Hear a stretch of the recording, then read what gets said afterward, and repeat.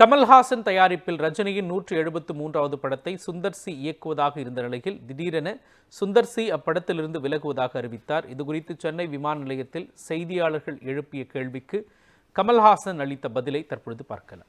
வெற்றியை நம்ம வெற்றியை பார்க்க வேண்டியது வென்றவர்கள்.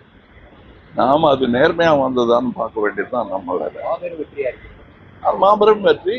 வெற்றியாளர்களின் சந்தோஷம், நமக்கு அதுல சந்தோஷம் இருக்காங்கிறத தான் நாம் ஆராய வேண்டும், புரிய வைக்கணும். உங்களுக்கு அதுல பொறுப்பு இருக்கு, எனக்கு பொறுப்பு இருக்கு. என்னால முடிஞ்ச அளவு நான் செய்யறேன்.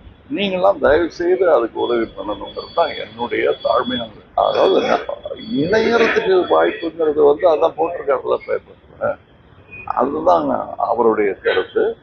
என்னுடைய கருத்து, நான் முதலீட்டாளர். என்னுடைய நட்சத்திரத்துக்கு பிடித்த கதையை எடுப்பதுதான் எனக்கு ஆரோக்கியமானது.